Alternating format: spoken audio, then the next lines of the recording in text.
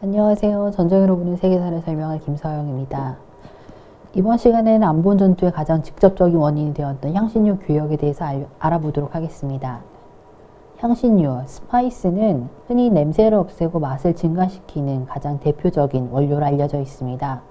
특히나 유럽에서 수요가 굉장히 빠른 속도로 급증했는데요. 유럽에서는 오랫동안 육류를 섭취하고 그 육류를 오랫동안 보관하는 과정에서 그 냄새를 없애고 또 맛을 증가시키는데 사용했던 것으로 잘 알려져 있습니다. 보시는 것처럼 이제 그림에서 보여지는 테이블 위에 올려진 것이 바로 이제 후추를 비롯한 일련의 향신료입니다. 그 오른편에 보시는 게 바로 이제 원래 후추의 그 알갱이인데요. 실제로 유럽에서 후추 가격이 굉장히 비쌌을 때에는 이 후추 한 알로 집을 여러 채 구매할 정도로 굉장히 가격이 치솟았던 굉장히 값비싼 형태의 사실은 재테크 상품이라고 볼 수 있습니다.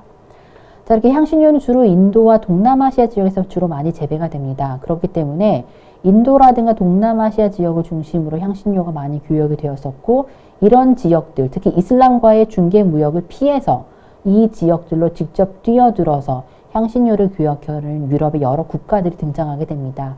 비단 영국이나 네덜란드뿐만 아니라 포르투갈, 스페인 이런 많은 국가들이 인도나 동남아시아에서 직접 향신료를 가져와서 유럽에서 판매하려는 그런 여러 가지 이제 욕심 또는 여러 가지 열망들을 가지게 되는 것을 보실 수 있습니다.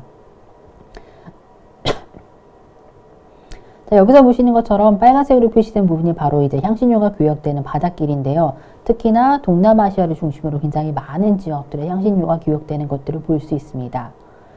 자, 동남아시아 특히 이제 이 지역은 말라카입니다. 말레이 반도 끝에서 인도네시아 반도 사이에 있는 해협인데, 이 말라카 해협을 지날 때 굉장히 특이한 향이 바닷바람과 함께 불어온다고 합니다. 그 향이 바로 이제 밑에 보시는 저 향신료 향인데요. 흔히 클로브, 우리말로는 정향이라고 합니다. 클로브의 굉장히 독특한 향이 불어오면서 많은 사람들이 이 향에 매료되어서 향신료를 구매한다라는 이야기가 있습니다. 이 지역의 가장 대표적인 형태의 향신료라고 볼 수 있습니다. 이 말라카 제도를 비롯해서 인도네시아와 말레이 반도의 많은 섬들이 흔히 우리가 향신료 제도라고 알려질 정도로 대표적인 향신료 재배와 향신료 교역의 중심지라고 이야기할 수 있습니다. 자, 왼편에 보시는 게 바로 시나몬입니다. 우리가 계피라고 부르는 향을 내는 이제 거고요. 오른편에 보시는 마치 보면은 꽃처럼 생기긴 했는데요. 이 꽃을 빼고 난 나머지 저 가지 부분을 반으로 꺾어서 향을 맡게 되면 바로 바닐라 향이 납니다. 저게 바로 바닐라입니다. 흔히 뭐 아이스크림이라든가 크림이라든가 이런 것들을 만들 때 사용하는 것이 바로 이런 형태의 바닐라라고 볼 수 있습니다.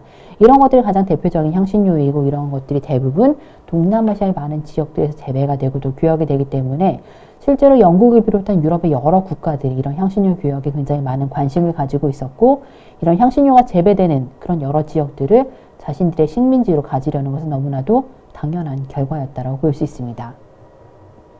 자, 이렇게 동남아시아 향신료 교역을 둘러싸고 포르투갈, 또 네덜란드, 영국 사이의 경쟁이 점점 더 과열되기 시작했습니다. 가장 먼저 동남아시아에 진출했던 국가는 바로 포르투갈이었습니다. 상당히 오랫동안 향신료 교역으로 상당히 짭짤한 경제적인 이득을 봤는데요. 그 이후로 네덜란드나 영국이 점차 향신료 교역에 관심을 가지고 이 지역에 뛰어들기 시작하면서 경쟁이 더욱더 치열하고 또 과열되는 것을 볼 수 있었습니다. 결국 이 향신료를 둘러싸고 이 국가들 사이에 전쟁이 발발하게 되는데, 그것이 바로 안본 전쟁입니다. 자, 이번 시간에는 이 안본 전쟁이 직접적인 원인이 되는 향신료 교역에 대해 살펴보았습니다. 감사합니다.